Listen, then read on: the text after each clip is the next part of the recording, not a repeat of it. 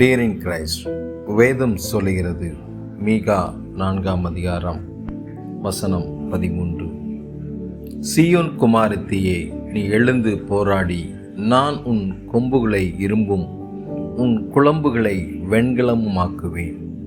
நீ அநேக ஜனங்களை நொறுக்கி போடுவாய். அவர்கள் தேடி சேர்த்ததை நீ கர்த்தருக்கென்றும் அவர்களுடைய ஆஸ்தியை பூமிக்கெல்லாம் ஆண்டவராய் இருக்கிறவர்க்கென்றும் நியமிப்பாய் என்று கர்த்தர் உங்களை குறித்து தீர்க்க தரிசனமாய் பேசுகிற வார்த்தை.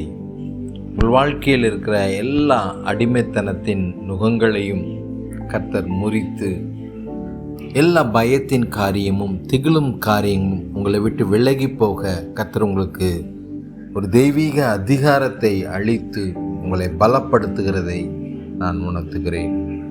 உங்களுக்கு விரோதமாய் வருகிற எல்லா போராட்டங்களையும் தடைகளையும் உடைத்து வெற்றி பெறுகிறவர்களாய் நீங்கள் தேவனுக்கென்று வைராக்கியம் உள்ள ஜனமாய் உங்களால் மாற முடியும்.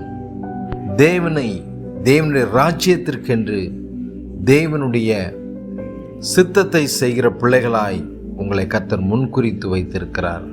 அதிகாரத்தை கர்த்தர் உங்களுக்கு வழங்கி உங்களை ஆசீர்வதிப்பார்.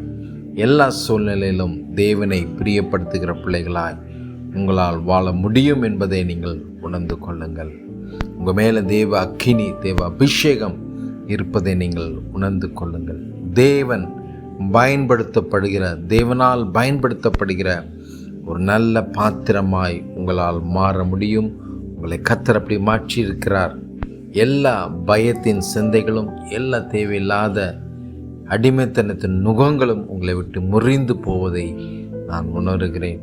உங்களுக்காக ஜெபிக்க விரும்புகிறேன். அப்பா, இதை கேட்டுக்கொண்டிருக்கிற ஒவ்வொரு பிள்ளைகள் மேல் இருக்கிற அபிஷேகத்தை கர்த்தர் இன்னும் அதிகமாய் பலப்படுத்தி தேவனுக்கென்று வைராக்கியம் உள்ள ஒரு சந்ததியாய் பிள்ளைகளை கர்த்தர் நீர் எழுப்புவதற்காய் நன்றி. பிள்ளைகளை ஆசீர்வதிக்கிறேன், வாழ்த்துகிறேன்.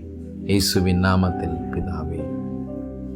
தேவனுடைய பிள்ளைகளை, ஒருவேளை என்னோடு பேச வேண்டும் என்கிற வாஞ்சை தாகம் உங்களுக்குள் இருக்குமானால் அழையுங்கள். கர்த்தர் உங்களுக்கென்று வைத்திருக்கிற தரிசனத்தை, உங்கள் மேல் உள்ள சித்தத்தை வெளிப்படுத்த ஆவியானவர் உங்களுக்காய் பேசுவார். கர்த்தர் தாமே உங்களை ஆசீர்வதித்து நிறைவாய் வழி நடத்துவார். God bless you.